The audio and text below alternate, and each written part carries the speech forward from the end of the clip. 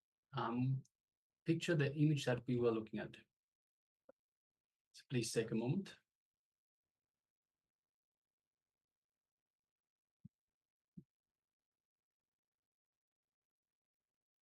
Also, Klaus Aya, just an answer to your question. So you put the question earlier. We're still waiting on a response. So we've asked today as well. We're still waiting on a response for the time. So we are on top of it. We are looking into it. We are asking for it, but it's not up to us. So we will let you know when that occurs. Hopefully, it should be sometime soon.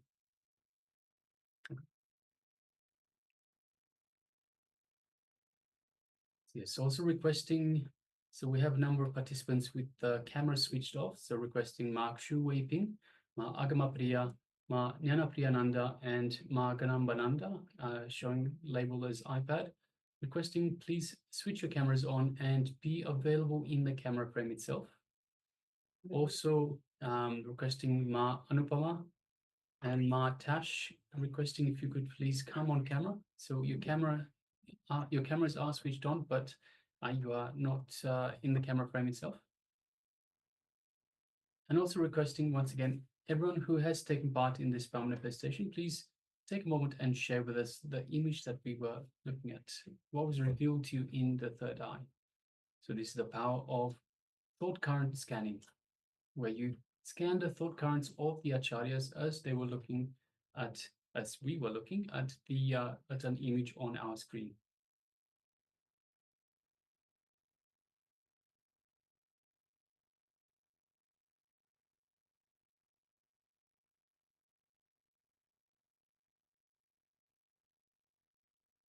Please just take a few moments and share with us. And then we'll go to the verification stage. We will reveal the image that we were looking at.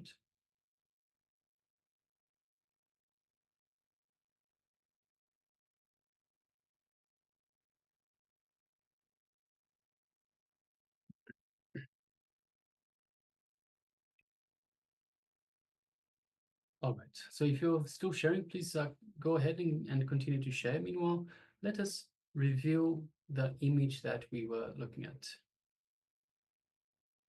Yes, so as you can see, it is an image of a polar bear just walking across the snow, the ice. We have blue sky as well as orange, pink sky in the background as well. And there's not much else. There's a rock, there's lots of snow, and that's pretty much it. All right. So if you got any of that, so if you took part in the power manifestation and you got any of that, so perhaps you saw something blue, orange, pink, white, rocks, anything like that, and of course snow, ice, and bear or animal. So if you got any of those, then you have successfully manifested this power. All right, so next we'll be moving on the next segment in our program for today. Next segment is going to be a revelation by the Supreme Pontiff of Hinduism again, and it is going to be on the topic of dropping the irritation due to fear and greed. Constantly having that fear and greed pattern inside us always keeps us in that perpetual state of irritation, that incompletion. We can't sit with ourselves at any moment. All the time some irritation is there. How to get rid of that, how to drop that, how to complete with that. Let us hear from the Supreme Pontiff of Hinduism himself. Let's come to the space of listening. Be seated with your head and spine in a straight line, and let's watch.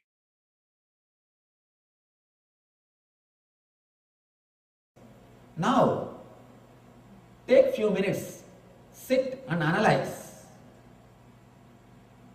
Throughout my life, all these years, I was driven by greed and fear. What I have achieved? What have I got? Where am I standing? What is really happening? Consciously think. Consciously allow this idea to work on you. decide from today I will not do anything out of greed or out of fear. Immediately the fear will rise in you. What will happen to my bills? Who will pay? What will happen to my house? Who will pay the mortgage? What will happen to my car? Who will maintain? What will happen to my kids? Who will feed them? What will happen to my social prestige and name and fame? Who will maintain it? Please be very clear. You have enough energy, you have enough strength to maintain yourself without fear and greed. The important thing you need to trust is you don't need energy from fear or greed to run your life. That's the first thing we need to understand. You have enough potential energy to live your life and to achieve what you want. Mahavira, one more great enlightened master who is not used by India. He says, when you come down to this planet Earth, when you take the body, you bring enough of energy to live all your desires or to achieve whatever you want to achieve. You already brought enough fuel. You don't need fuel from fear or greed. You always think, if I stop fueling myself from fear or greed, I may stop working. No. There is reserve in all your vehicles. Enough fuel is available. But psychologists can never believe the unmotivated action is possible. Because they have never seen a Buddha. Again and again, these people who are working on the field of psychology, they come to a conclusion, only with motivation man can work. I tell you, no. No. What motivation birds have got to sing? But these Freudians are so perverted. Even for that they have started giving meaning. They say that the bird is calling for the spouse. Even the birds singing, they have started interpreting. The most perverted fellows. They can't see anything as it is. That is why here Krishna says, Ya pashyati sa pashyati. The man who is out of fear and greed only can see things as it is. If you are caught in fear or greed, you will see the things only as you want, never as it is. For example, if there is a beautiful tall building, man who is caught in the greed, the moment he sees, he will have one thought, if I have like this one building, how nice it will be. The man who is caught in the fear, he will think, I should not think of all these things, otherwise I will be stressed, I should escape from all these places, I should go and stay in forest. The man who is caught in the fear, he thinks in one way. The man who is caught in the greed, he thinks in the other way. But only a man who is liberated from these two emotions will see it as it is. Yap pashyati, sap pashyati. What is, he will see that. Now, decide strongly. Throughout my life I lived either pushed by fear or pulled by greed. Mahavir says beautifully, you don't need energy from greed or fear. And I tell you, for a person who is trained by the society, who is conditioned by society, for the person it will be very difficult to believe this truth, that you don't need energy from fear or greed to live. I know you are all sitting here out of politeness. He is speaking, let us listen what can be done. Just because you are sitting, it is not that you are able to believe it or you are able to trust my words. I know thousands of questions arising in your mind, but I tell you, your whole past, maybe 30 or 40 or 50 or 60, what is your age? That many years. You lived only fueled by fear and greed. Just give next 10 days for Mahavira. Decide, next 10 days I'll trust the words of Mahavira. Mahavir says, you don't need fuel from fear or greed because you have brought enough energy. When divine sends you, when you take birth, God sends you with whatever you need. In India, the daughter is given, when the daughter is given the marriage, they will send the whole set from broomstick to everything will be sent. From card, bureau, everything will be sent with a daughter. And dowry also, that nonsense. I don't know when India will understand and come out of that word dowry, come out of that idea dowry. If any of you have taken dowry and if you really want the spiritual life, first thing tomorrow itself give it back.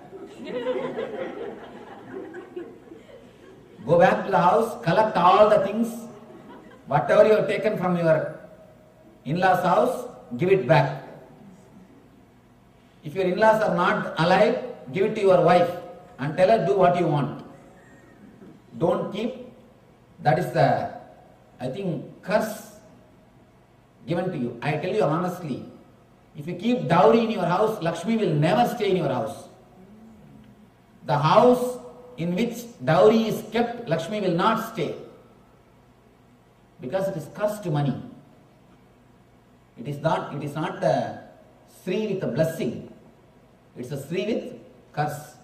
Never keep dowry money in your house. If you really want Lakshmi in your life, see two things. Lakshmi has got two use in your life. One is just outer comfort. Another one is inner bliss. Lakshmi has two meaning in your life. One is outer comfort, another one is inner bliss. The man in whose house the dowry is kept, I can assure he will never have the inner Lakshmi. He will never have the inner Lakshmi. He may think he is having the outer Lakshmi. He may think, what is the difference between poor man and the rich man? Poor man sits on the ground and worries, the rich man sits in the sofa and worries, that's all. Nothing else. The size of the sofa is a little big. Nothing else. How a daughter is sent with everything to the in-laws' house, same way, divine sends you with everything. That is what we call in Vedanta prarabdha karma. When you come down, you bring enough of energy for your senses and body to run and acquire whatever it wants, enjoy whatever it wants, and live the life blissfully. You brought everything. Only problem is, you don't trust you have brought everything. You don't trust you have brought everything. And one more thing, after coming down, you accumulate more and more desires from others. If you have come down with 10 desires, you have brought enough energy to fulfill the 10. But after coming down here, you collect some more desires from your parents, brothers, sister, and then you try to work out all those desires. Please be very clear, work out only your desires. Let you not waste your life working out others' desires. You are wasting your life if you start working out others' desires. When we go to the chapter about desires, we'll go deeply into the desires, how it is created and how we are running behind it. Now this much of understanding is enough. Decide clearly, let me not be fueled by fear or greed. And I tell you, just give 10 days for this one idea. Decide, next 10 days I'll work only out of my joy and bliss. I'll do everything out of my pleasant mood, out of my joy. I can assure. Anyhow, of course, I'm going to be here even after 10 days. If it does not work out, come and catch me. It will transform your life. This single idea can liberate you straight away from all bondages. You have enough energy. You have brought enough of Shakti with you. You have enough of Kriya Shakti with you, which can run your life without being fueled by fear or greed. One more thing. First few days you will feel little unsettled. When you work, when you say, whenever any desire comes up, you say no. Whenever any fear comes up, when you say no. First few days you will feel little unsettled because a new inner space is created. You will feel little empty, vacuum. Don't bother. In few days you will beautifully settle with that emptiness. You will settle with that empty space. That emptiness only Buddha calls Sunya or Nirvana. Working from Sunya consciousness, working from bliss consciousness, not being driven, pulled or pushed by fear or greed. Just 10 days decide, I will work only out of joy. I will not let fear or greed come inside my mind. Of course, in 10 days, you may fail few times. Don't worry about it. Starting is much better than fear of failure. See, when you have the fear of failure, you will never start. Start, even if you fail, it is okay. You will know the trick of the trade. At least you know the technique, where you are failure. And if you don't start at all, you will not even know where you are failure. Start, I tell you, honestly, it will transform your whole life. It will give you such a new strength, tremendous courage. Immediately you will be liberated. First few days, you may feel a little unsettled. What am I doing? I am feeling some emptiness inside because continuously you are tortured. When your mother-in-law dies, you will feel for a few days. Or the people with whom you are living, for a few days you will always feel that you are missing something. If you don't have anybody to nag you, you will feel that you are missing something. This desire and fear continuously nags you. For next 10 days you may feel little that you are missing somebody who was continuously nagging you. Don't worry. You will settle into the consciousness. Your whole being will become new. Will be a new personality. This is an important thing. Two things.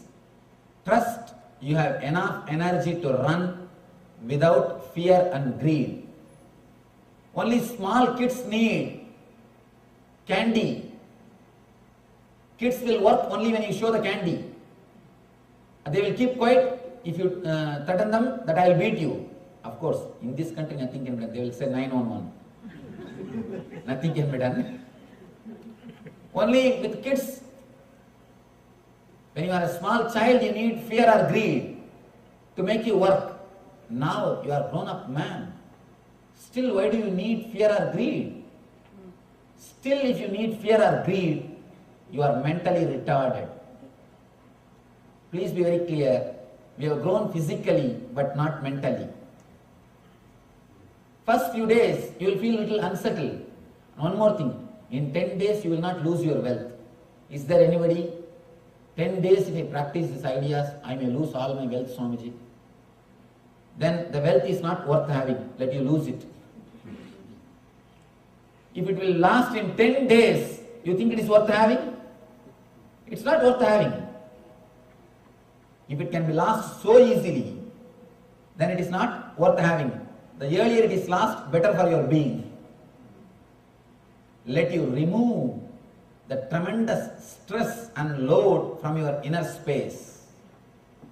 Decide for 10 days, I'll do all my action out of deep bliss, out of settled mood. And I tell you an important thing which continuously exists in you, that constant irritation will disappear.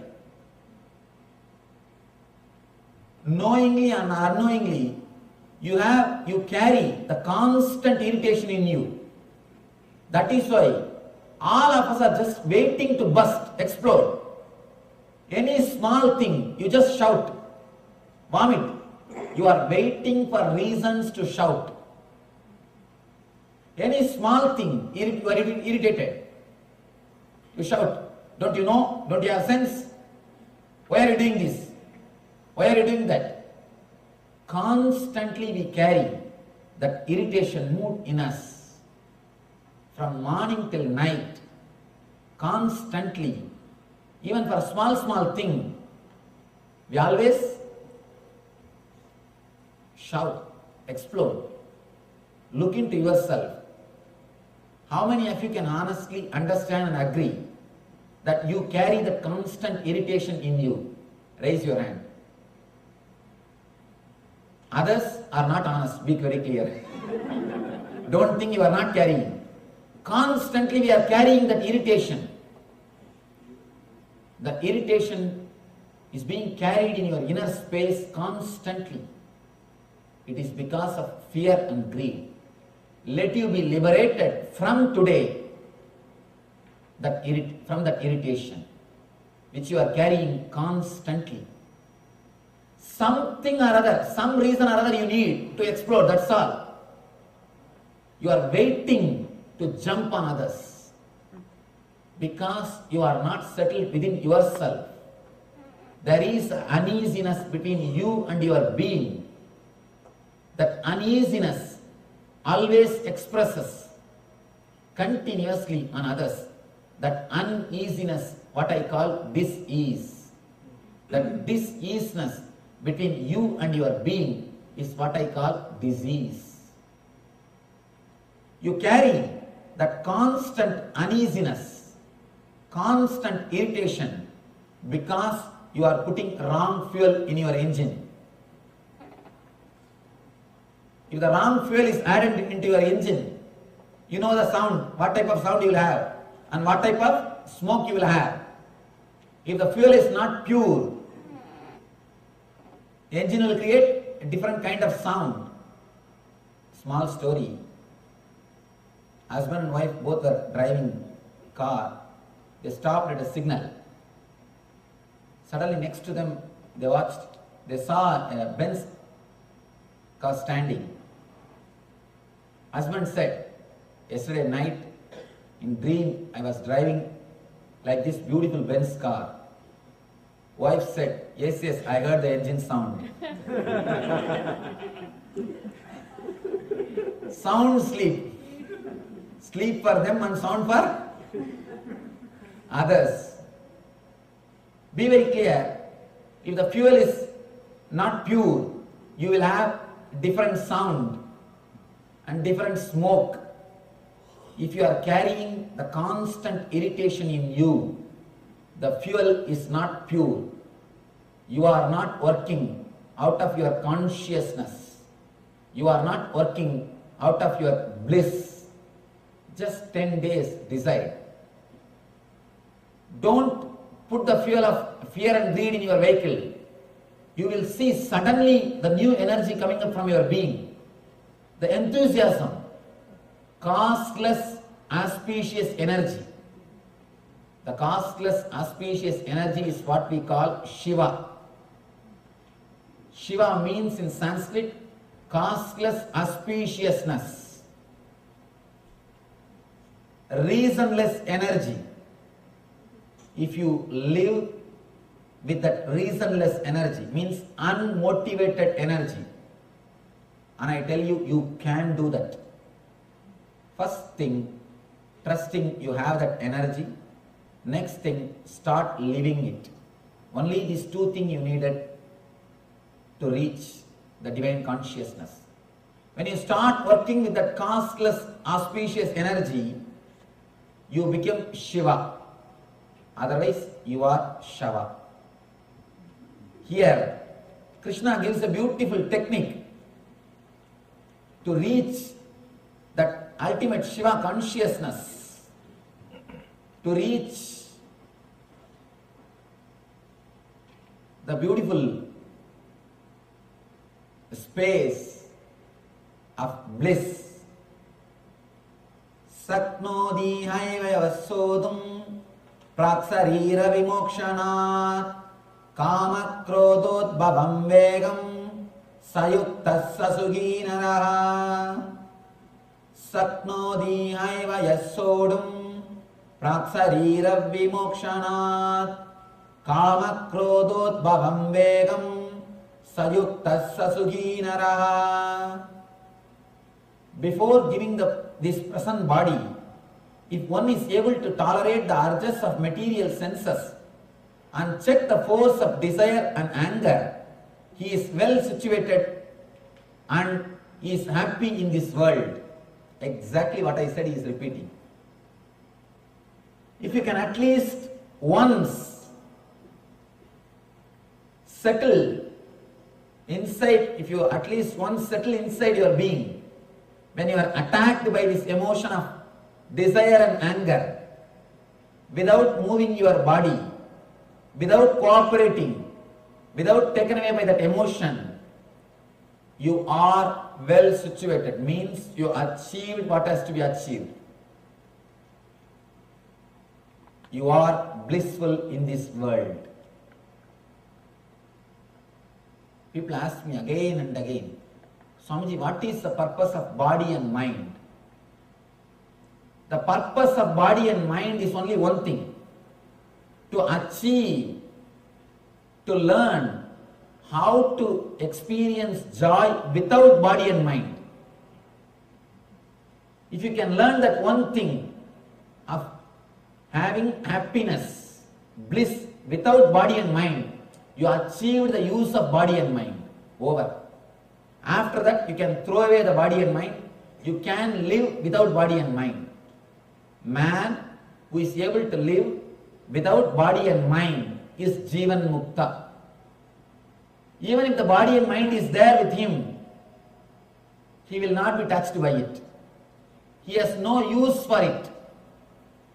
If you don't have any use, any need, will you go to LA? No. Unless you have some reason, you will not go there. Same way, unless you have some reason, you will not assume this body. If you started, if you had a single glimpse of bliss without this body and mind, which is beyond this body and mind, you will never be disturbed by this body and mind. Even if it is there, it will be following you, you will not be following it. As on now, you are not driving the car because you don't know when to stop, how to stop. For example, if you don't know how to put brake and you are driving the car, it means you are not driving the car. Car is driving you. Without reading the manual, owner's manual, if you sit in the car, you will do that mistake only. Without reading the owner's manual, you will straight away enter into the car and start driving. You will do this type of mistakes. Only when you know how to stop, when you want to stop, you are driving the car. Otherwise, car is driving you. Please be clear. Read the owner's manual before you get into the vehicle. Gita is the owner's manual for your body and mind. Read the owner's manual before you get into the body and mind. The force of desire and anger He is well situated and is happy in this world. He knows where he is. He knows his place. If you don't know your place, it is very difficult. In this world, many of us don't know our place. That is why we feel we are uprooted. We don't feel we belong to this life. We don't feel we are at home. Because you don't know your place. Small story. In a dark theater, interval time, one guy went out, came back with popcorn and Coca-Cola. He came near a woman and asked, "Did I hit you, or did I step on your foot few minutes ago?" She said, "Yes, as a matter of fact, you did." Then he says, "Thank you, then this is my seat." Then this is my seat. You don't know your seat. You don't know your place. You have to identify your place only through these sources. You ask her, "Did I step on your foot? Did I hit you?" She says, "Yes, as a matter of fact, you did." Then he says, "Thank you." Then this is my chair. This is my seat. You don't know where you are situated. Only a person who has gone beyond greed and fear can relax into his being, will know what is his place on this planet Earth. If you don't fuel your being with fear and greed, suddenly you will see a new clarity. You will start working out of intelligence. You will start working out of divine consciousness. You will start working out of eternal bliss. Just decide, whatever I do out of greed, it only adds more and more greed. I am running. Enough. Same way, if you are escaping from something out of fear, all right, how much I can escape? How long I can run? This fear will come and attack me in some other form. If I am afraid of this and run, I will be afraid of something else. Something else will come. It is just the fear, not the object about which you are afraid. The object is not going to chase you, but the fear will chase you. You may go away somewhere, but you are carrying the tent, the canopy of fear and greed with you. Wherever you go and do the picnic, you open your own small tent. Same way, wherever you go, you carry your own small tent of fear and greed. You may escape anywhere, but when you go and sit there, you will open up your canopy, your fear and greed. There are so many great escapes, especially in this country. How many places? World's most happiest place, they claim, the Disney World. Actually, I went all over, the Disney World and the zoo, all possible places. Wherever, whatever places are popular, they took me there. After seeing, I really felt sad inside me. These people need so much of entertainment, means how much of depression they are carrying inside. So much of entertainment is necessary means how much of depression they are carrying inside. If you need so much of entertainment, please be very clear, something seriously wrong with your system. Something is seriously wrong in the whole system. Man doesn't need, by his nature, he doesn't need so much of entertainment. If he needs so many things to make him happy, there is something seriously wrong in the whole system. We need to look into the system and repair it.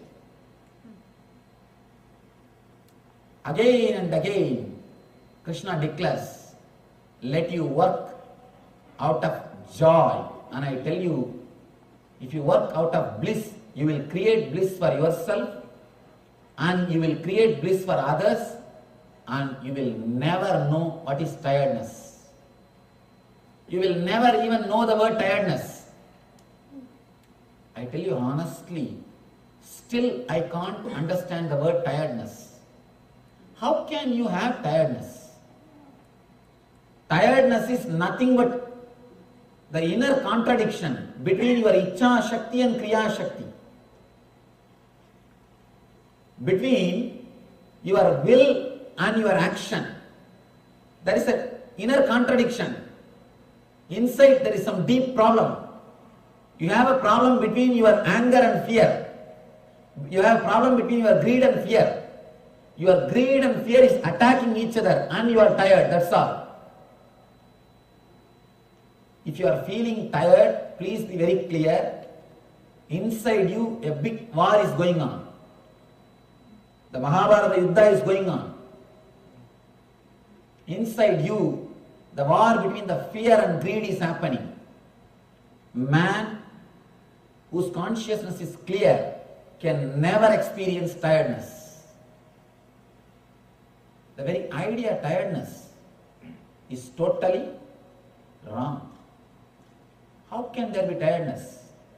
Just what you want, you do, that's all.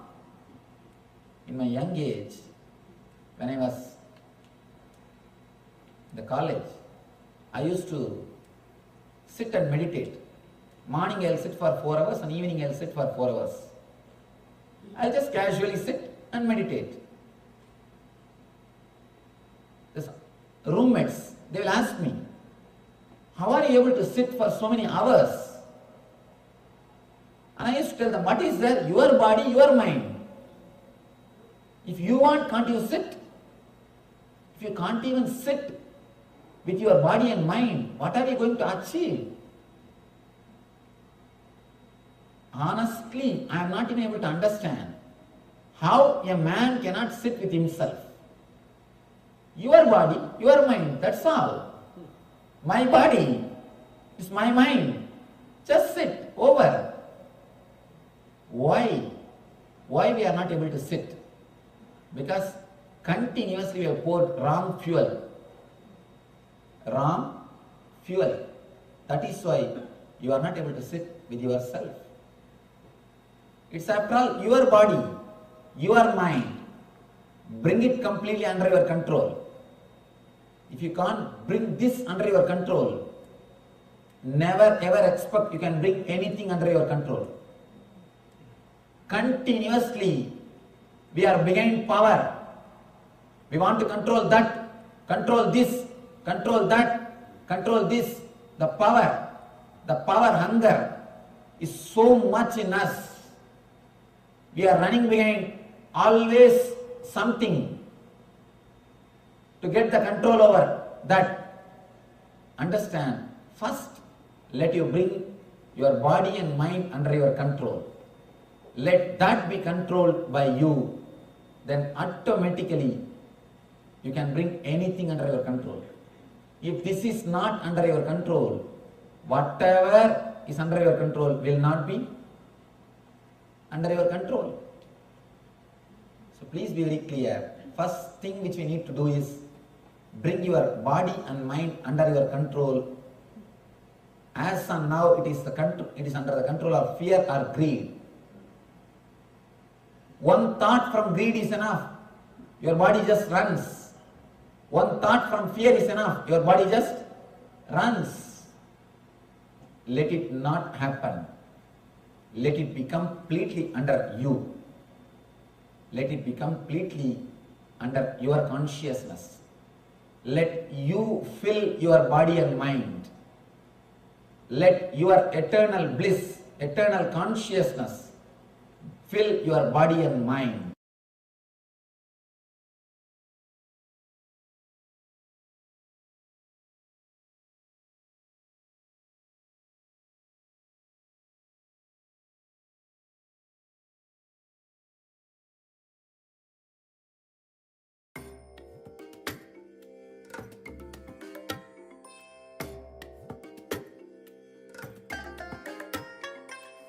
bless you all. Let you all open all your three eyes and manifest the powers of Mahasudashiva. Om Nityananda Paramashivoham. Yes. So, what a wonderful revelation by Swamiji, giving us the truths, the powerful cognitions about how to drop this irritation, constant irritation that we carry due to fear and greed, and giving us the understanding that we do not need the fuel of fear and greed to run our life, to achieve something. Even the whole notion about we being able to achieve something only due to motivation or something like that is also a very limited understanding. It also requires the fuel of fear or greed. But there is a way to go beyond fear and greed and actually live in that unclutched state and at the same time work at your peak capacity. That is what even in Bhagavad Gita, Bhagavan Krishna says, yoga karmasu kaushalam. When you are in yoga, you are at the peak of your action. There is no fear, there is no greed. Yoga means you are in that unclutched state of union with the divine. So let us understand and let us try to internalize this more so that it becomes part of our muscle memory, a part of our cognition, and we can live it in our day-to-day life. How to live without these patterns and yet perform at the optimum, perform at our peak level. So let us prepare for a very short internalization exercise so that we can get this understanding in a deeper way. The core concepts which Swamiji touched upon in this previous revelation was that you don't need energy from greed or fear to run your life. Decide clearly, let me not be fueled by fear or greed. It will transform your whole life. It will give you such a new strength, tremendous courage. Invariably, you will be liberated. Because when we are not bound by these patterns of fear and greed to run our life, it will give us so much of extra inner space. We'll feel so liberated, and at the same time, so much of energy will be there. So much of strength will be there. We'll be able to achieve so much more as compared to when being driven by fear or greed. So, in this exercise, we'll just sit for a few minutes and analyze. Throughout this life, all these years, you are driven by fear and greed. What have you achieved? What have you got? So, these are the questions which we will be asking ourselves, right? What have we really achieved by being driven by fear and greed? Where am I really standing after all of these years of being driven by fear and greed? What has really happened in my life? Nothing big, just the same irritation carrying all the time. That is a constant which has always been there. Situations may change, people may change, but that irritation constantly residing inside, like a poison, due to those patterns of fear and greed. Let's try to get rid of those patterns. So consciously think, consciously allow this idea to work on you. Decide, from today, I will not do anything out of greed or out of fear.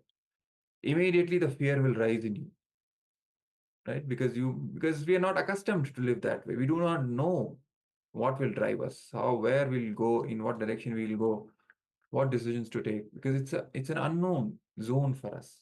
Fear will naturally come. What will happen to my bills? Who will pay my bills? What will happen to my house? Who will repay the mortgage? What will happen to my car? What will happen to my kids? Who will feed my kids? What will happen to my social prestige, name, fame, for which I have worked all my life if I just drop the fear and greed? What will happen to all of that? Who will maintain it? Who will maintain my life itself? All these fears may arise when you decide to drop all this. Be very clear. You have enough energy. You have enough strength to maintain yourself without fear and greed. That's what Swamiji says. The important thing you need to trust is you don't need energy from fear or greed to run your life. That's the first thing you need to understand. You have enough potential energy to live your life and to achieve what you want. Simply your Kundalini Shakti, when it gets awakened, it itself drives you. It itself has the power to take your life in all the areas and expand it in all the dimensions to fulfill you.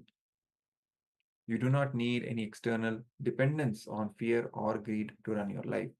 Trust that and play with this cognition. Drop all the fear and greed and live from that pure state, from consciousness itself. You will see how your life will get transformed. So let us just sit for a few moments and cognize this very strongly, ferociously, dropping all the fear and greed, deciding that from now on I will not take energy from fear or greed to run my life. Dropping all the fear and greed, dropping all the irritation, simply tapping into our core consciousness, our source, the source of infinite energy, taking guidance and energy from that to run our life, depending on Paramashiva himself, depending on Swamiji himself, and nothing else. So let us just sit for a few minutes and cognize this very strongly, dropping all the fear, all the greed, all the irritation that we have constantly, what we are carrying inside us, and surrender to Swamiji, aligning to him, deciding to live from that space of oneness with Swamiji, with Paramashiva. So let us just sit and do this meditation, this internalization. Please continue.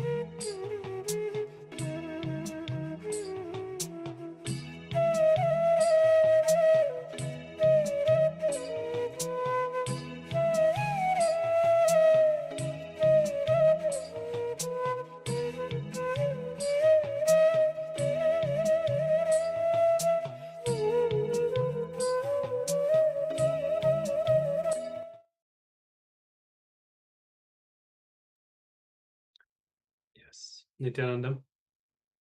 You can relax now. And we hope that this exercise, this session was insightful, and understand how most of our life is spent, even sometimes wasted, just because of this continuous pull of the fear and greed. It's like we are continuously just functioning out of these two major thought currents. Either it's the fear about immediate needs not being able to meet ends, or at a social level, the fear or the greed about the image that we have and whether we are going to be a part of society and how. And all of these, that fear and greed, just drains our energy. That is why we feel so much cheated, frustrated, sometimes even after years of working, doing so many things in life. But we don't feel fulfilled. We feel tired, we feel drained, we feel cheated. That is because we are functioning out of fear and greed. So the problem is not necessarily in what we are doing. It's not necessarily that you are doing the wrong activities, the wrong profession, or having the wrong relationships, but the level at which you are functioning needs to change. You need to raise from the fear and greed. So by contemplating, looking deep and understanding how the fear and greed is happening inside you, you will be able to relax from it and just surrender, drop the fear and greed, and function with higher understandings. So feel free to share the insights that you got from this session or any question that you have. And we'll be moving on and we'll be starting the power manifestation. Yes. So today, as part of the Paramashivoham program, we have been manifesting the power of mind reading. So let us now continue with the progression of the levels, ultimately moving into the power of mind reading, where you will be able to see the thought current of a partner. So the thought currents are basically various patterns or ways of thinking that we have. For example, when we have, for example, if we take a situation when we have less money, or in a situation where we have, where we are threatened by life in the sense of even physically being intimidated by someone, what is our thought current? What is our chain of actions that we do? What are the various ideas that we have? All of this together is called the thought current. So we will be scanning the thought current in the next levels. But now continuing with the progression, we starting with a few lower levels of the same power. We will be manifesting the power of mind reading and seeing pictures in our partner's mind. So you will be scanning the partner's mind. Your partner can be anyone, whether it's a friend or a family member. So connect with them and then tell them about this power manifestation that you're doing. It could even be a Sangha member. So many of you are from the Chinese Sangha. So all of you can connect with each other in the Chinese Sangha, and you can just tell the person that you just want to do a quick round of mind reading and request them to visualize any image. It could be a picture of a butterfly, or it could be a picture of a costly car. Anything is fine, but tell them to visualize some particular image in their third eye. And then after that, you close your eyes. Close your eyes intensely by connecting with Swamiji.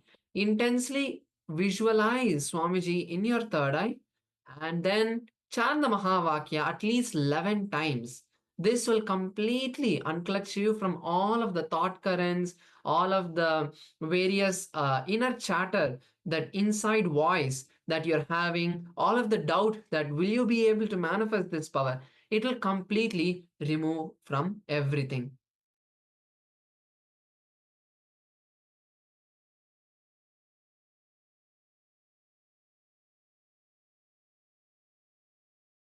So if you're not able to find a partner, you can also manifest the power with us. So we will be having an image that we will be holding.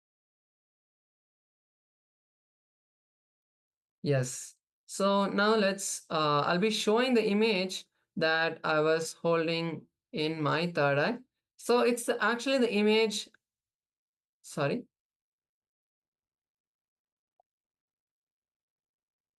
Yes. So it's actually the image of this bridge, and you can see all of the water that is there and the sky as well, all blue in color.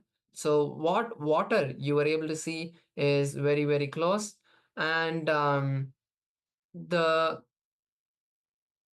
sky, if you see the sky and also the buildings behind, all of them are in yellow in color. So that is great as well. And even Klaus has shared the sun, so you can clearly see the sunrise or sunset, the sunset rather. And so that's very good also. A predominant aspect of this picture is this sunset at the background. So that's very good. And even the forest, actually, at first, for a few moments, we had a picture of a peacock with the forest in the background that was there on the screen. So when you saw the forest, maybe it's related to that.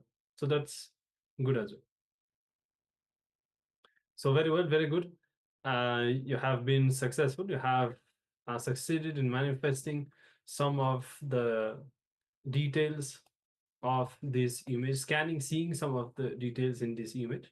And the more you practice, you'll see that your ability to read the mind will start to increase, in the sense that when people talk, you'll be able to understand the kind of thought that they have. See, people will tell through their words, they will tell so many things. But what is the thought current that they really have inside?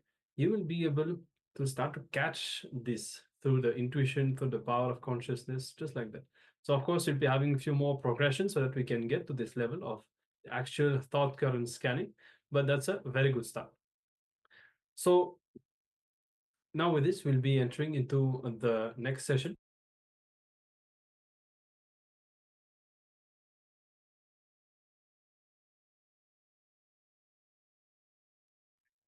And so today the whole theme is about relationships, as Swamiji will be blessing all of us as Bhagwan Kalyana Sundaramurti. And so we have already discovered some of the different dimensions of relationships earlier in the day. Now it will be about how to reprogram our mind to look in. And you would have understood one thing from what Swamiji has shared, that the people around us are a reflection of us. They show us the mirror. They literally show us different dimensions of ourselves that we are not aware of. So if you feel that you are surrounded by people who are not listening to you, for example, then be very clear. You yourself have that same pattern around you. It's as straightforward as that. So now, so to accept, to understand, and to shift,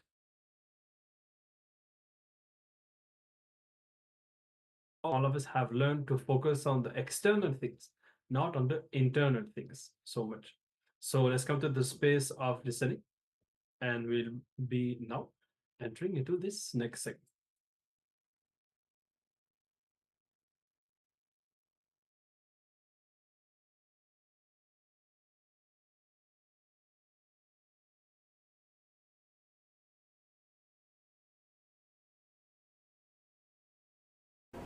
उत्तरेदात्मनात्मानम् आत्मानम् अवसादयेत् आत्मैव ह्यात्मनो बन्धुर् आत्मैव रिपुरात्मनः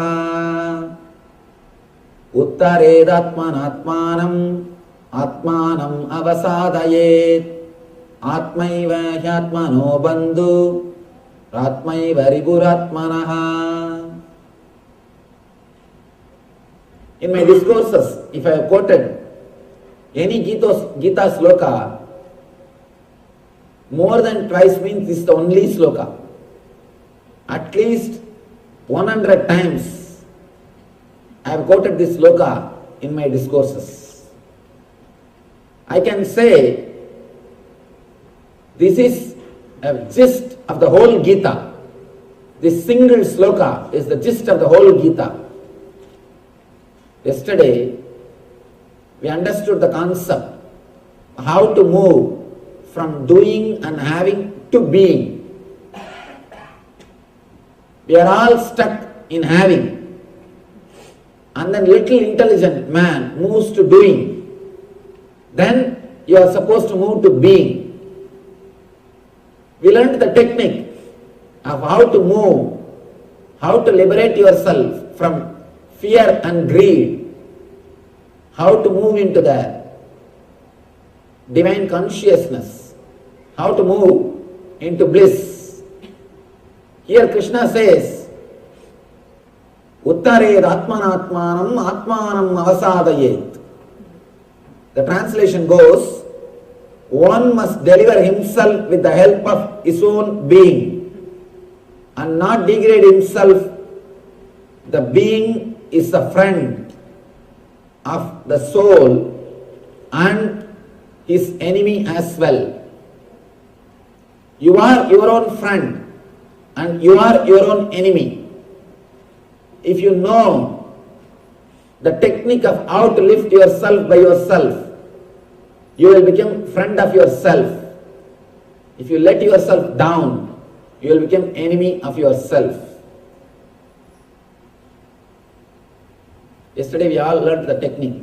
How many of you yesterday requested you to follow the technique just for 10 days? Naturally, when you follow, again and again you will fall. You will fall. If you have not fallen, please be very clear, you have not done rightly. You have not practiced properly. When you practice anything, naturally you will fall. Again and again, suddenly you will forget. Oh, I started working out of fear. I started working out of greed. You will come back. Again and again you will come back. When you start working, naturally you will see there will be few problems. Always, when you start anything new, you will have three phases. First, resistance. Next, just avoiding. They will neither care nor resist. Indifference. Third, acceptance. This is the way anything will start. Same way, when you start doing anything inside your system, the same way you will start growing. First, resistance. Again and again you will fall. You will forget. Your system will resist. It will try to create all complications, all complaints, all possible arguments. Sometime, if you can't follow the teachings of Krishna, you will start blaming Krishna. I have seen many people, when they are not able to follow teachings of Krishna, straight away they will start criticizing Krishna. What Krishna?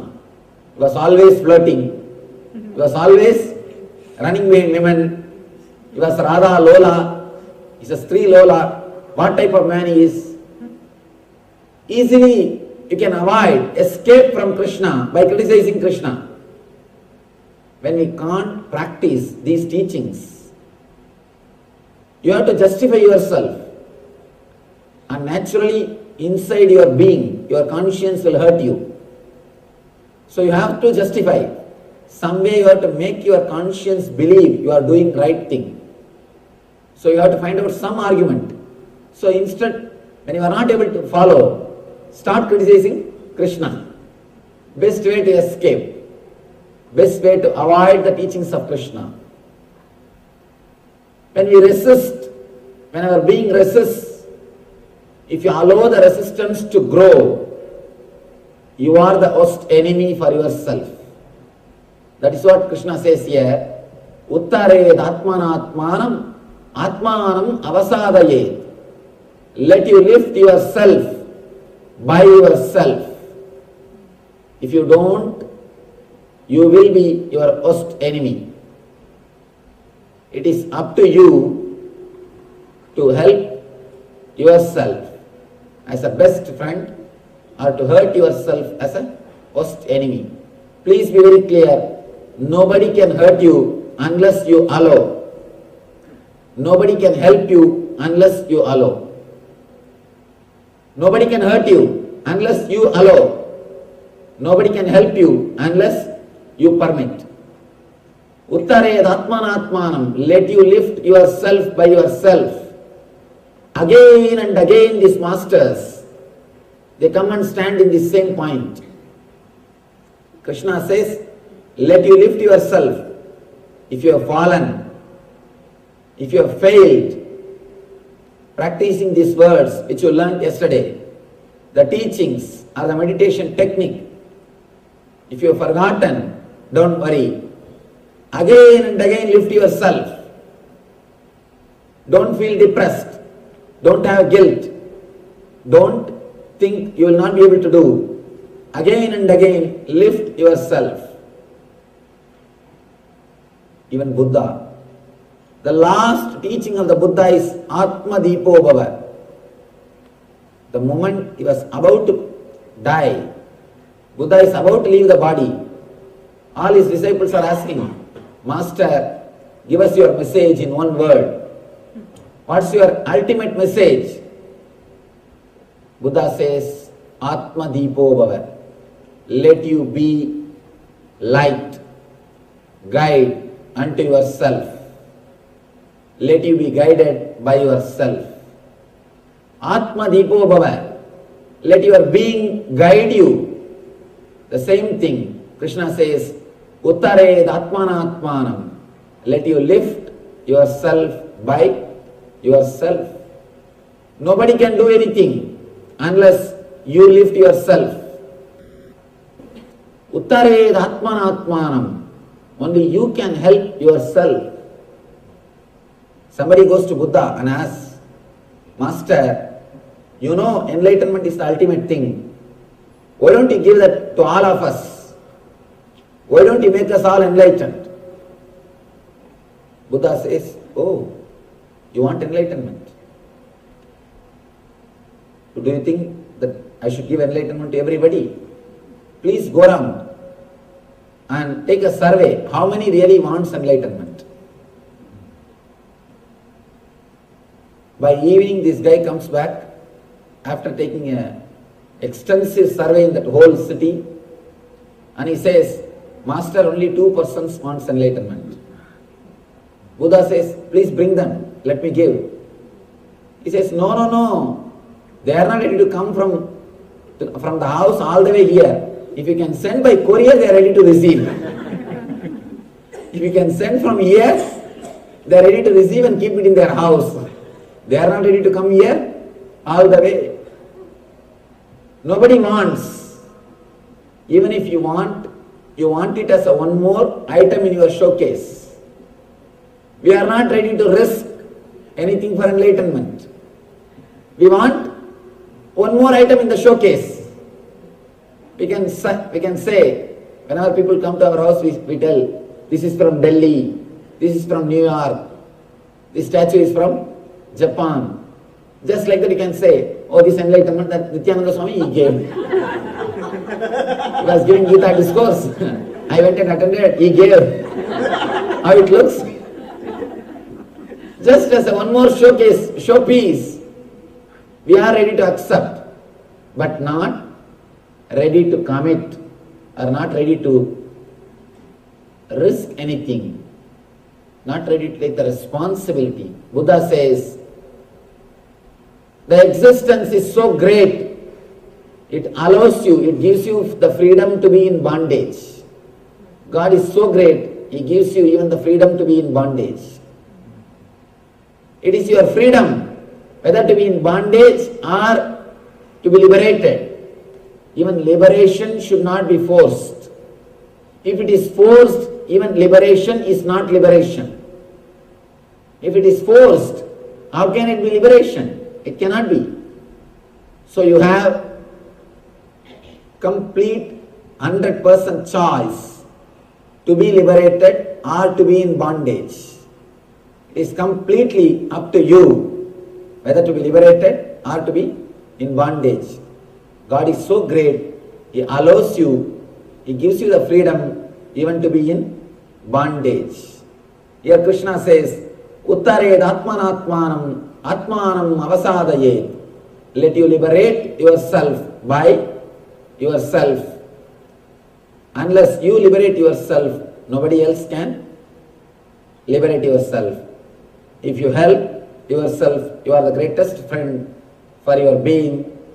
If you don't, you are the worst enemy for your being.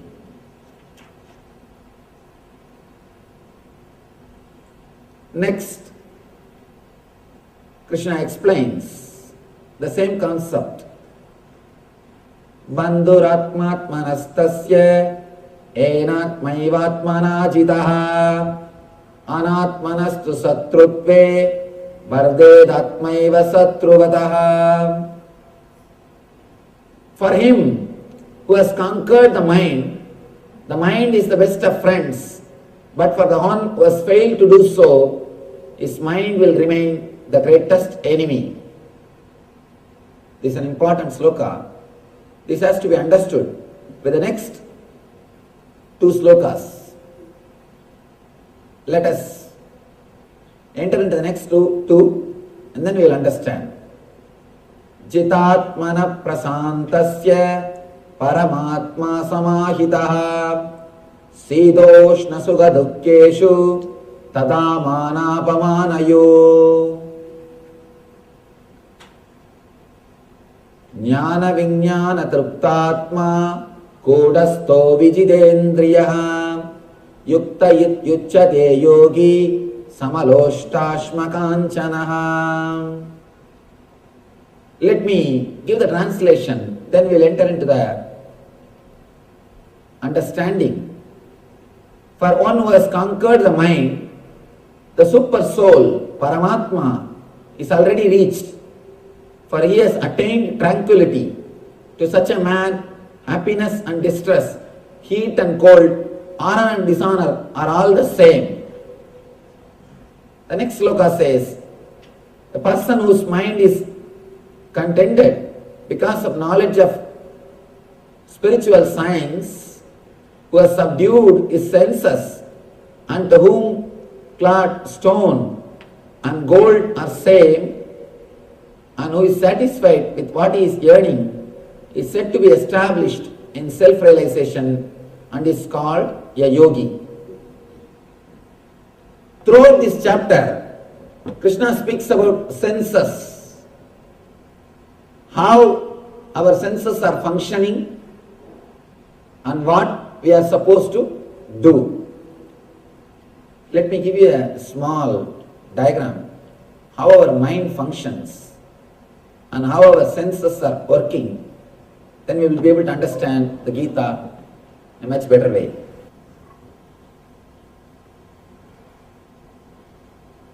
Please understand how our mind works, how we process information, how we perceive things, how our senses perceive informations, and how you take decisions, how you move in your life.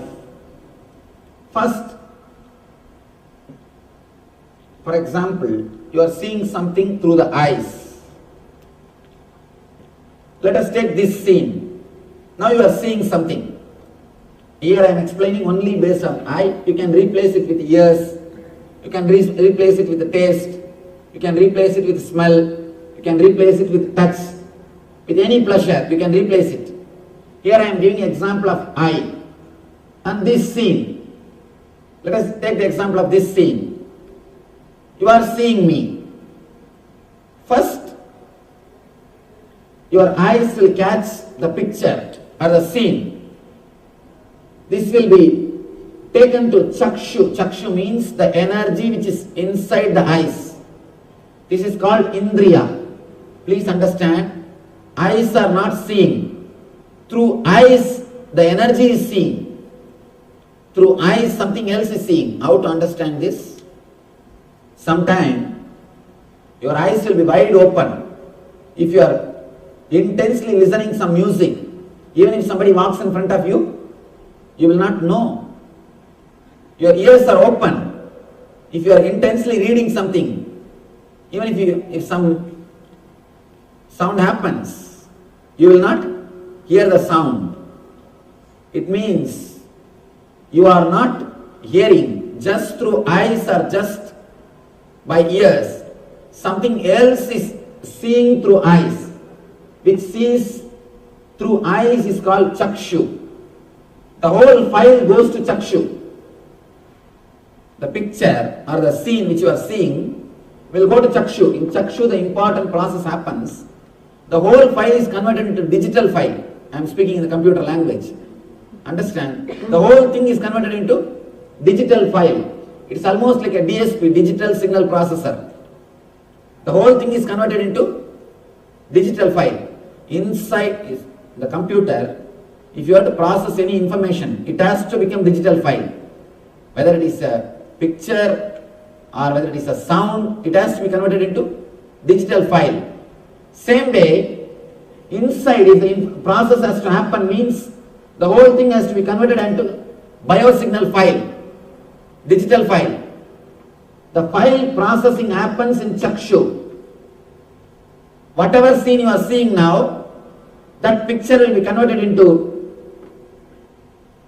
digital file in chakshu. That file will now go to chitta, memory. It will go to memory. In memory, the process will start happening. What is this I am seeing? What is this in front of me? First thing in memory, you will start analyzing and negating things. This is not this. This is not this. This is not this. That na iti, that will start happening in chitta. First your mind will say, this is not a tree. This is not an animal. This is not a vehicle. This is not rock. All these things, that na iti, that this is not, that process will happen in chitta. Once that this is not happens,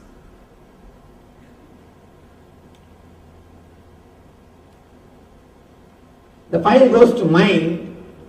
The mind starts saying, this is it, this is it. In mind, you start saying, the mind starts the identification process.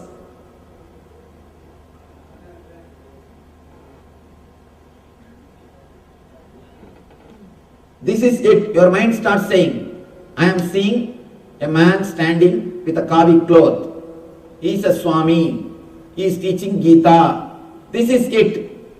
That identification will start happening in mind. Then the file goes to buddhi, your intelligence. The intelligence does the process. What is there between me and this scene? What is the connection between me and the scene?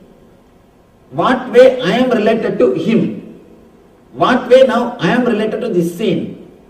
Your buddhi will start analyzing with all your earlier experiences. Last 4 or 5 days I attended. It was really nice. I think it's really nice. Or if you think, no, I wasted my time yesterday itself. This is not worth. Some decision your buddhi will take. Your buddhi will say, some way it will respond. Whether it is right or wrong, whether you liked it or not. Some way your buddhi will give the response. And now the whole file will go to ego. According to the buddhi's signature, the buddhi will write in the file, yes or no. Buddhi will write in the file, yes or no. This is what, according to my past experience, or this is what my analysis. This is what is my decision. Whatever buddhi feels will be signed. The whole file will go to ego. Ego will deliver the command. Ego will say, if buddhi says yes, if buddhi says, I enjoyed yesterday, it was such a wonderful experience. Then ego says, sit here, continue to listen. Listen intensely. Ego will give command. If buddhi says, no, yesterday itself I wasted my time. It was boring and this is not for me.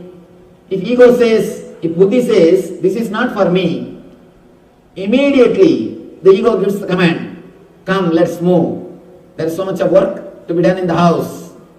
The moment ego gives the command, automatically your whole being starts executing it. This is the way you receive information, you process it and you respond. The information comes, the processing happens and the response is given. This is the way our senses work.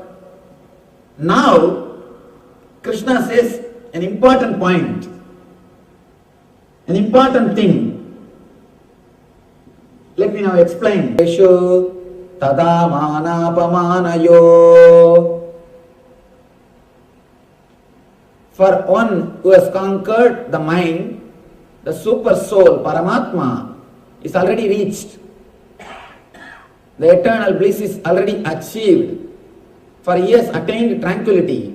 To such a man, happiness is distress. Happiness and distress, heat and cold, honor and dishonor, all are same.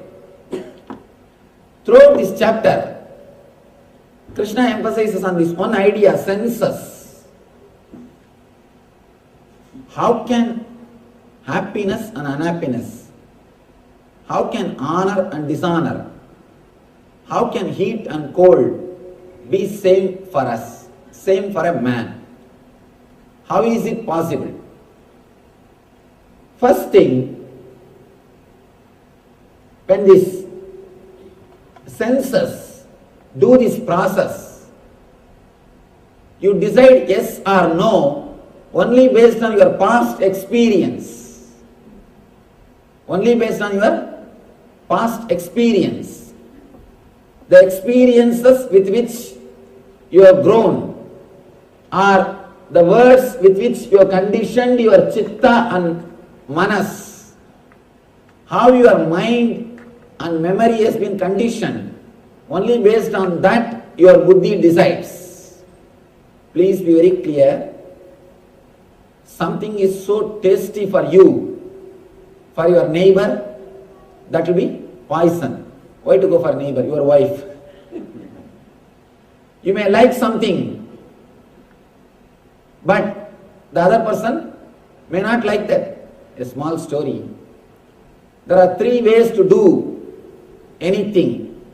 First, hire somebody, you can do it. Or do it by yourself. If you can't, just tell your wife not to do that. There are 3 ways you can do the work. When you don't want something to be done, just tell her to do. When you want something not to be done, you know the technique. Whenever your mind is caught in dualities, the dvandva, again and again and again, you fall back to your dilemma, to your suffering, to your nature, to your instinct level. Here, Krishna says, the person who has achieved the bliss is not affected by heat or cold. How to reach that state? Throughout this chapter, he is speaking only about senses. How to conquer the senses, how to go beyond the senses. First thing we need to understand, when I say the word conquering the senses, I don't mean controlling the senses or destroying the senses. If you try controlling the senses or destroying the senses, you will only struggle more and more and suffer more and more. Ramana Maharshi says beautifully, instead of killing the person, if you try to destroy the chair, destroying the chair will not work. Killing the person only will work.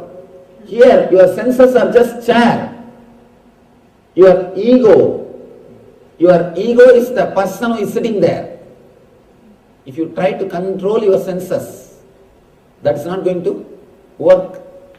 If you try to control your body, that is not going to work.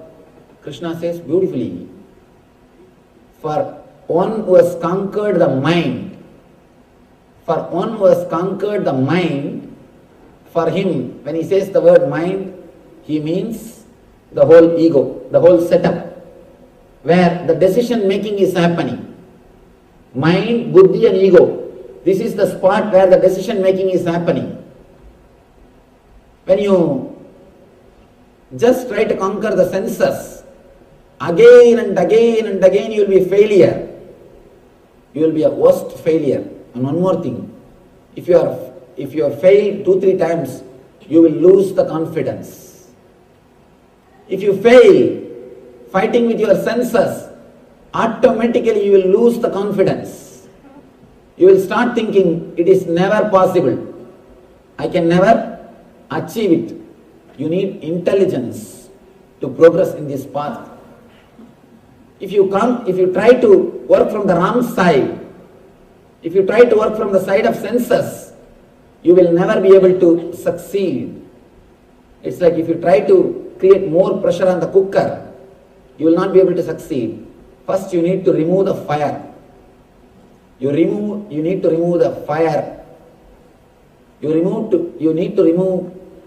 need to stop the energy supply. Here, the ego or the buddhi, the place from where you take the decision, that from there continuously the decisions are supplied to your senses. All you need to do is to work on the level of mind, not in the level of senses. If you try to work in the level of senses, you will create only more and more perverted desires. For example, man who tries to control is eating. The man who tries to fast, you will see in the dream you will be feasting. If you just fast for 4 days, that's enough. The 5th day in the dream you will be feasting, because your body has got its own balance. Your body has its own intelligence. If you avoid something, it has to supply and it has to rejuvenate itself. If you are hungry, you can't sleep. If you have to continue to be in that state of sleep, your body should believe. You should be made to believe you are not hungry. So your unconscious energy creates the dream as if you are feasting. You are eating. Whatever you deprive, your unconscious will satisfy itself in the dream state. Because in the dream state there is no police, there is no state, there is nobody to control you. You just project your world and enjoy it. You just do whatever you want. An important thing, if you are suppressing anything, be very clear, in the dream automatically it will express. Dream is nothing but your suppressions. Dream is nothing but the expression of your suppressed desire and fear. Your fear or desire, when you suppress it, it expresses in dream. One important thing, it expresses in a very perverted way. In a very perverted way. With the senses, you will never become tired. If you enjoy through dream, if you were frightened through dream, your whole being will suffer. You can see, if you had a nightmare, even after waking up, for hours, you will be in that same mood. You will be in that same mood. Your whole being will be shaken. Now, they are coming up with a new concept called fear stroke. Just like paralysis stroke, fear stroke. We do get fear strokes in dreams. We do get fear strokes in dreams. If you are suffering in the dream level, be very clear, there is something seriously wrong in the mind and buddhi level. You are trying to control the senses instead of controlling the mind. Instead of removing the fire, you are trying to create pressure. All we need to do is to work on the mind, to remove the fire, to stop the supply of fuel, to stop the supply of energy. Krishna says, for the one who has conquered the mind, for the one whose mind has started doing the right processing,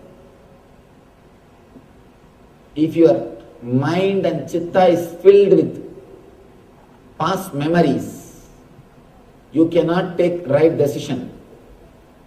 Please be very clear. Don't think mind takes the decision only in a very logical way. Sometimes your buddhi takes decisions in a very funny way. For example, I was explaining how you take the decision whether to sit here or not. Sometimes your buddhi doesn't even think that much. If you had any problem with any other Swami or with any other person who was wearing this cloth, suddenly that memory will be awakened and your buddhi is not even ready to sit and listen. Your buddhi is not even ready to give a chance. Your buddhi is not even ready to think. Immediately it gives the order. Your ego gives the order. That's what I call prejudice. Changing the servants, you cannot change the leader. But by changing the leader, you can change servants. Mind is the leader who is leading. Mind is a master who is taking decisions. Here all you need to do is work on the mind, not on senses. Krishna says, for the one who has conquered the mind, the Paramatman is achieved. You don't need to achieve the bliss. It is there always with you. If it has to be achieved, there is every possibility it can be lost again. What is the guarantee? It will be there forever. Be very clear. Anything if you have to achieve, it is not worth achieving. Anything if it is your nature, then realize it. If it is to be achieved, there is every possibility. After 10 days it may be lost. Suddenly it may disappear. So here, Krishna says, all you need to do is conquer your mind. You don't need to achieve. I always tell people, Ananda Spurana is continuously happening. The bliss flowering is continuously happening. Spurana means life. The life energy. Your very life energy is bliss. Unless you have the bliss energy in you, you cannot inhale or exhale.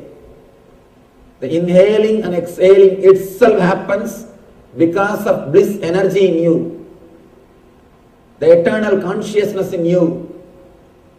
All you need to do is, you are stopping that bliss fountain again and again. All you need to do is just stop the stopping process, that's all. You don't need to create. Stop the stopping process. Here Krishna says, if you just conquer the mind, that is enough. The Paramatman is already achieved. Jitatmana prasantasya paramatma samahitaha. It is already achieved and you are with it. There is nothing to be achieved. When you conquer the mind, the happiness and distress, both are one and the same. You are not touched by it. A small story. How the happiness and sorrow is nowhere related to outer world.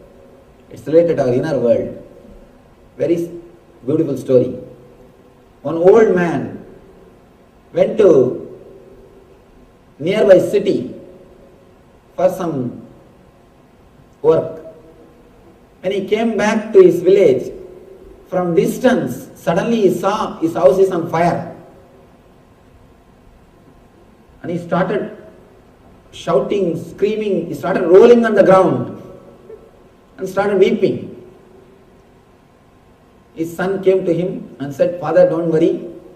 Don't you remember just yesterday we sold that house? Just yesterday we sold that house." Immediately he sat up, wiped the tears, and in a single moment the suffering has disappeared. No misery, no sorrow. He says, "Oh, now I remembered. Yes, don't worry. Yes, I am relaxed." In 10 minutes, the next son comes and he says, "Father, yes, we sold, but we have not yet got the money." We have not yet got the money. Again this fellow started rolling on the ground, started weeping. "Oh, what happened to my house? I don't know what will happen. I don't know who will care for me. I don't know how to save myself." He started weeping. In next 10 minutes, wife came and she said, "Don't worry, just today morning I got the money and deposited in the bank. We are safe." Again he got up and wiped his tears. He's all right. See the story, same situation, same person. When he thinks it is his, he is suffering. When he thinks it is not his, he is liberated. Same situation, same person. What gives you suffering? Just one single thing, thinking that it is yours. Thinking that it is yours. Same way, there are people who can't enjoy unless it is theirs. One day I was going for a walk in the beach road. I was going for a walk. One person was walking with me. He's known to us. Suddenly he started telling, "Swamiji, I think we should have a cottage here and it will be very nice. We can come out and sit in the evening and enjoy the breeze." I told, "Are we not enjoying now? Why do you need cottage here? Just look, just see this whole thing, enjoy." But the mind never enjoys unless you are sure that it is yours. Unless you possess that, you don't enjoy. Be very clear, the man who possesses and enjoys will never enjoy. By the time you possess the cottage, by the time you own the cottage, you will start worrying. I think I should have this furniture. I should have that type of arrangement. I should do this. I should do that. Or already you have started thinking about the other cottage in some other place. The mind, sometimes, unless you are sure it is yours, it will not allow you to enjoy. Sometimes, when you know it is yours, it creates suffering. Suffering or enjoyment is created only by that one place, only one link, that mind. If that link is disconnected, the whole process will happen beautifully. The only difference between you and an enlightened man is that one link missing. Don't think enlightened man means he will have two big arms. Nothing. There is no difference between you and an enlightened man. The only one difference, one link, that mind link is missing, which continuously decides what is there for me, what way I am connected, what way I am affected. And I, that link is missing. If you can cross that link, if you can cut that link, if you can cross the I, you will become Christ. If you can cross the I, you will become Christ. Nothing else. All you need to do is just remove that one link. Don't try from senses. You will destroy it. We always complain about senses. Again and again, we say senses are spoiling us. No, you are spoiling them. Be very clear. Don't put the responsibility on senses. You are spoiling them. You destroy them. You abuse them. We abuse our senses. Look into our life. Night till 2 o'clock sitting and watching the baseball, television. Your eyes will be begging, please give me little rest. Please give me little rest. When some advertisement comes, and automatically your eyes will close. It wants to sleep. But because you want to enjoy, you abuse your eyes. Same way the gongura chutney. So hot. Tongue will be burning, eyes will be pouring, the whole system will be burning. But not even with a fingertip, with a hand. And now just the word is enough. I can. How many mouths are feeling the taste? We abuse our senses. We disrespect our senses. Please be clear, senses are not destroying us. Senses are not disturbing us. It is we who are disturbing the senses. It is we who are abusing the senses. It is this link, what is there for me, this link, the I, that is where the whole trouble starts. That is where you abuse your senses. All you need to do is not to control the senses, but to control the mind.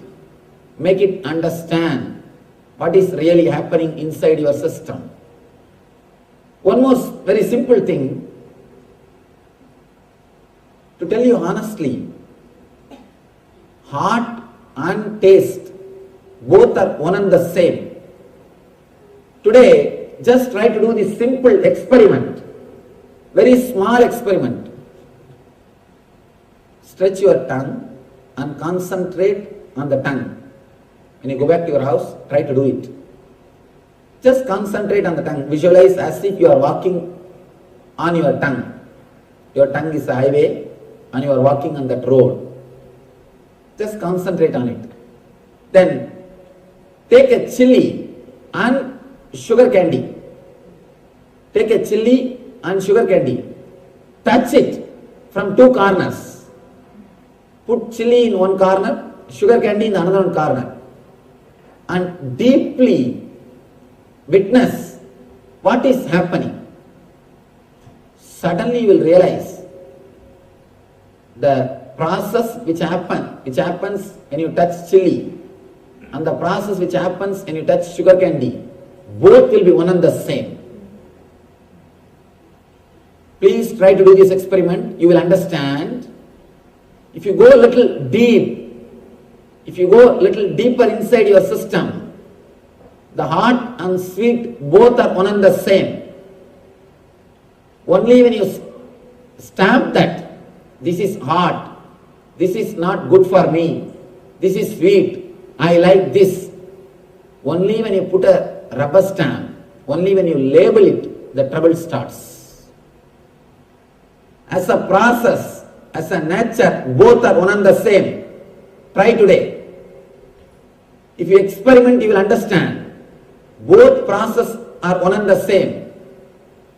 You label that based on your belief, your earlier beliefs. Based on that, you label them. You decide. You download your experiences based on your recorded memory. Suddenly you decide, this is not good for me. Then you start thinking it is not good for you. And you really start feeling it is not good for you. One more thing we need to understand. Your thoughts are creating your senses. Your mind creates your senses. Don't think you are living with what you have. You create what you want to have.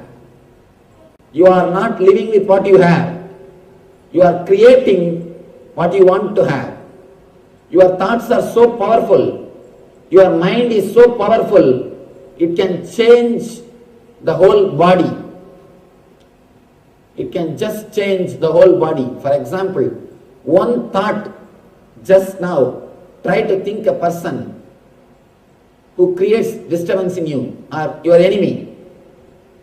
Person who took money from you, not giving back. A person who gave you money and asking it back. Just remember that person. Immediately you can see the change happening inside your system. The whole chemistry is changing. Blood is boiling. BP is rising. Heartbeat is rising. Pulse rate is increasing. Just one thought, your whole system is changing. A single thought can change the whole chemistry. Or one thought which creates lust. One board or one hoarding is enough. Immediately your whole body chemistry changes.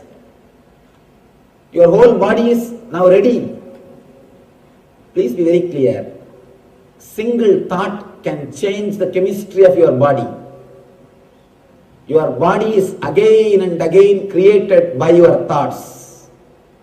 It is your thoughts which creates the body.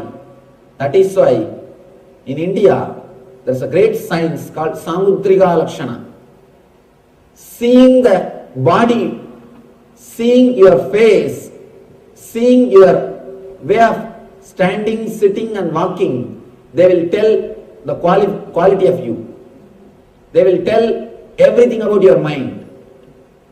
Because the rishis know the secret. The mind creates the body. It is your mind which creates the body. Body is the outer expression of mind. Body is nothing but outer expression of mind. Mind is nothing but inner experience of body. So if your mind changes, your whole body can be changed. Your whole system can be changed. Your whole senses will be changed. A man whose mind is controlled, whose mind is clearly reprogrammed according to the spiritual ideas. If you reprogram your mind, as on now, it is programmed for misery, towards dukkha. It is looking outward. If you can reprogram them to look in, towards bliss, your whole senses can be changed. Your whole senses can be changed. Please be very clear. All we need to do is just reprogram your mind to look in. That is the gist of the whole thing.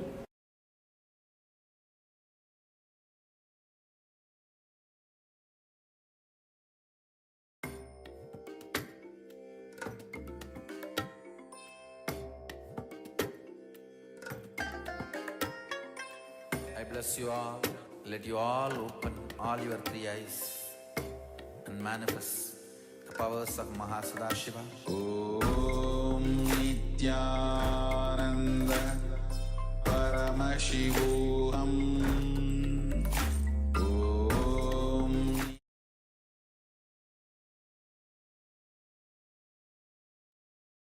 Yes. Reprogram your mind to look in. This is the message, the core message of this session. And throughout this Paramashivoham, this whole Paramashivoham itself is very much designed for that. Every single technique that you will be doing in Paramashivoham level 1, level 2, or level 3 will reprogram your mind to look in, and you will be continuously guided to look more and more deeper within yourself, understand how your mind has built up from the young age, so that you can unwind it, you can remove it from your inner space to finally be free and manifest the life that you really want.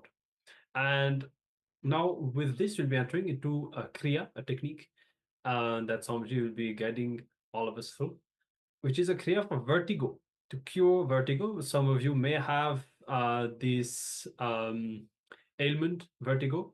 More generally, this Kriya, of course, will heal this disease, this ailment physically, but not just that, it will awaken your Kundalini Shakti powerfully because of the guidance and the initiation from Swamiji. And see, vertigo is nothing but not having a grounding inside, where you do not feel grounded and secure within yourself. That is the what leads to finally vertigo, not being able, feeling afraid of heights, or not feeling you have a stable ground. So regardless of whether you experience vertigo generally or not, this Kriya will give you a strong grounding. And as today the whole theme is relationship, you will see that this grounding will directly benefit you in all your relationship to bring stability and fulfillment. Okay, so we encourage all of you to take part in this Kriya. The more you get involved in these techniques throughout the program, you'll see that your body and mind will really have a breakthrough. So get involved as much as you can. Try to follow along with the instructions given by Swamiji himself. So let's now prepare ourselves. We'll be entering into the Kriya for vertigo, care for vertigo.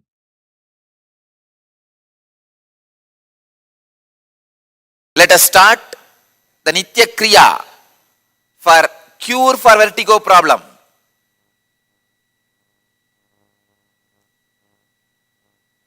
First, Koraka Jali Asanam. Koraka Jali Asanam. Please understand. The father of Hatha Yoga, Goraknatha, in his name this asana is said. Yes. Usually he always sits only in this posture. Actually, I am making a murti of Goraknatha, Dattatreya, Vaschendranatha, all of them, to be placed in our ashram all over the campus.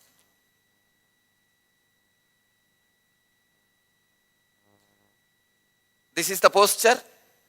Be seated in a squatting position. Insert the hands in between the thighs and the calf muscles. Interlock the fingers. Rest the palm on the navel.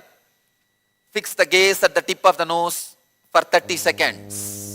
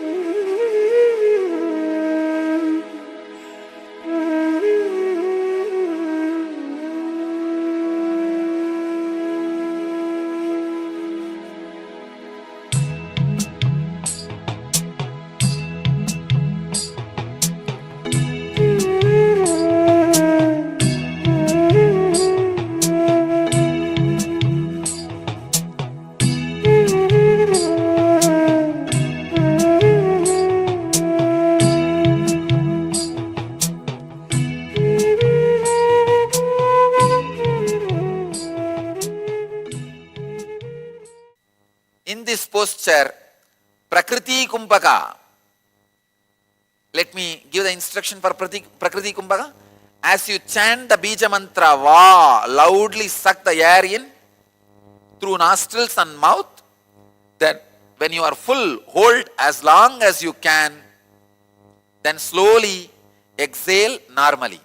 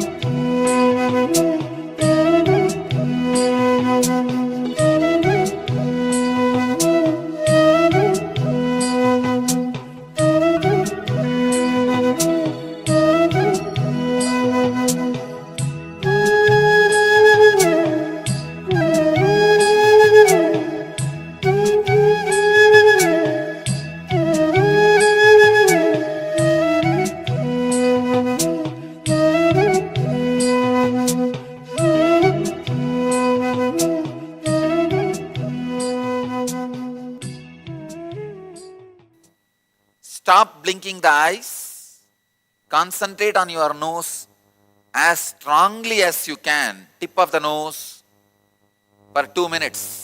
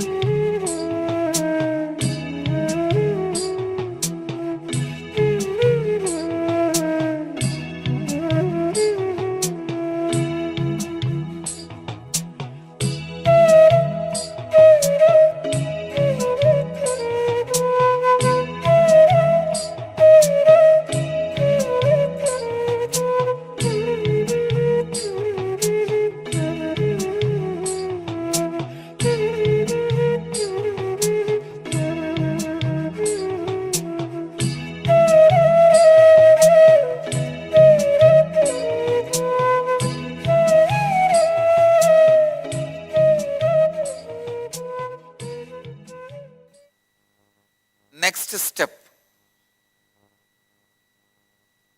change the asana. Kanipava asana.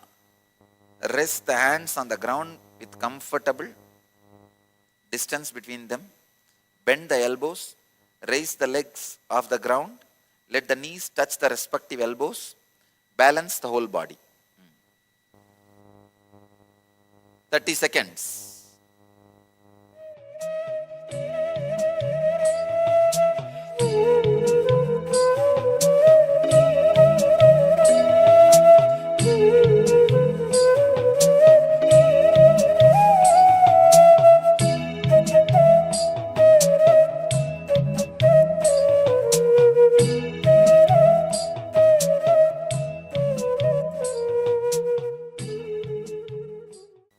Now, in this posture, Gada Kumbhaka. Gada Kumbhaka is inhale through both the nostrils, hold the breath, exhale through right nostril. Please understand, inhale through both, hold the breath and exhale through right.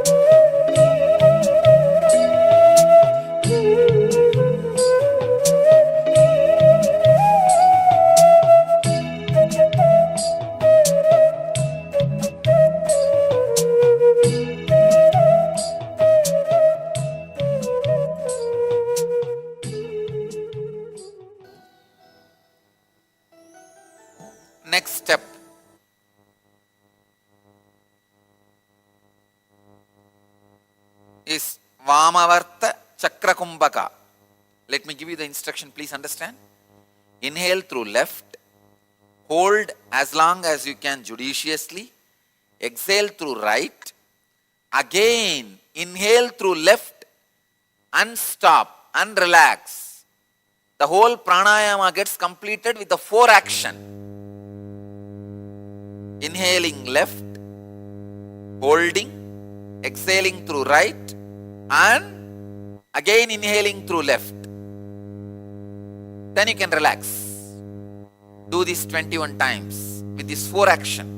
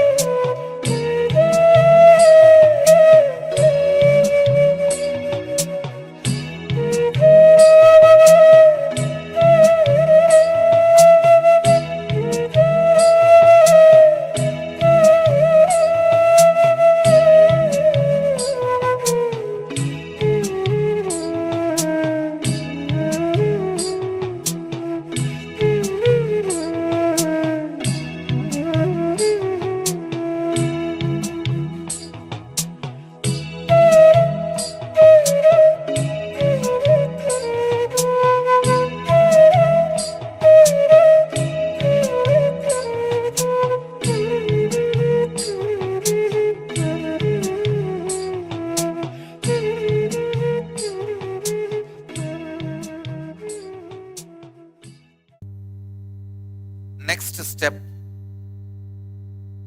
Dakshinavarta Kumbhaka. Now please understand, Inhale through right nostril.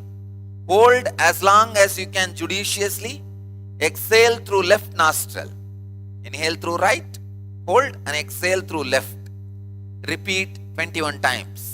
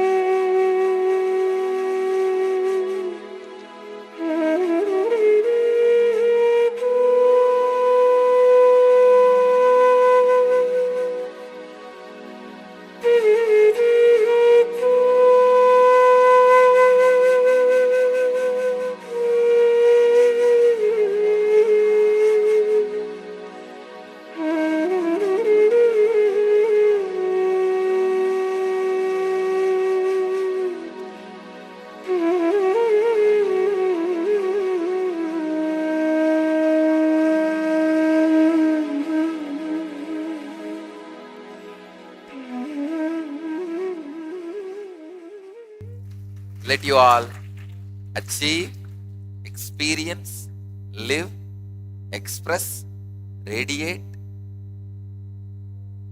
and share the eternal bliss. Nityananda. Thank you.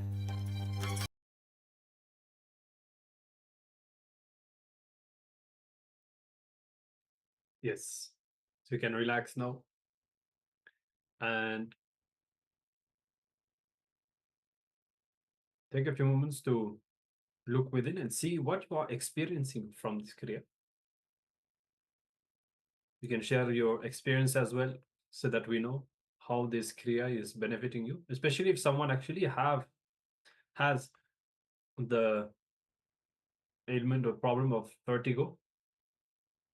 If you feel that this Kriya has a strong effect on you, of course, you may not be able to test it out right now, but if you feel that is benefiting you in any way, please do share your experience with us. We are very much looking forward to receiving the Sakshi Pramanas from all of you who are practicing all of these techniques. So if you'd like to share, you can take a few moments to type. Meanwhile, we'll be introducing the next round of the power manifestation that we will be beginning now, which is the mind reading once again. So in this round of the mind reading, we are going to be reading words. So let's enter the manifestation, as already we are clear with the instructions of how to manifest the power of mind reading. With this time, we'll be doing the words. So the same thing, you can just ask your partner to visualize a word in their third eye, and then you will be scanning that particular word that they are holding in their inner space. And at the end of the manifestation, you can verify that. So let us begin.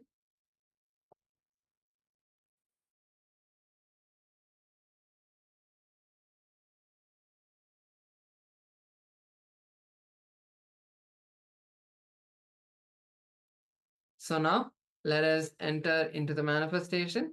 And for those participants who do not have a partner, you can manifest the power with us as well.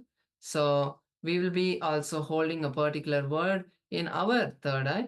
And at the end of the manifestation, we can verify. So let's begin the manifestation now. All of you who have a partner, please connect with them.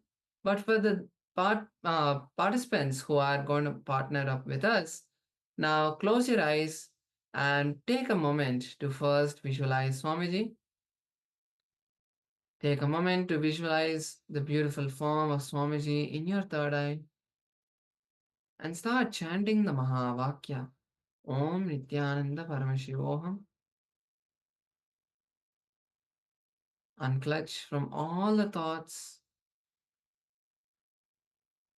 all the words inside your mind, all the feelings of impossibility that you cannot see what is being held in someone else's mind. All of those impossibilities, drop it at Swamiji's feet.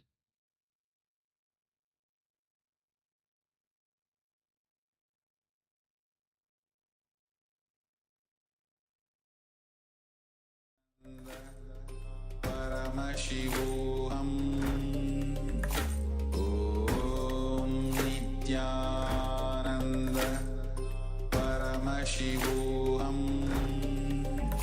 Om Nityananda Paramashivoham Om Nityananda Paramashivoham Nityananda Paramashivoham Om Nityananda Paramashivoham Om Nityananda Paramashivoham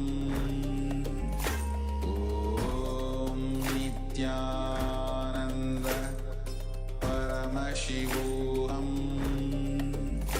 Om Nityananda Paramashivoham Om Nityananda Paramashivoham Om Nityananda Paramashivoham Om Nityananda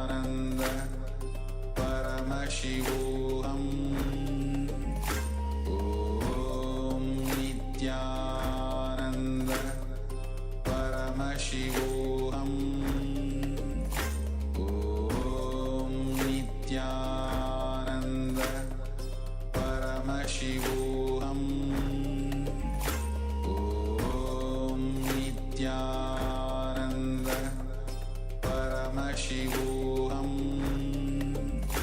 Om Nityananda Paramashivoham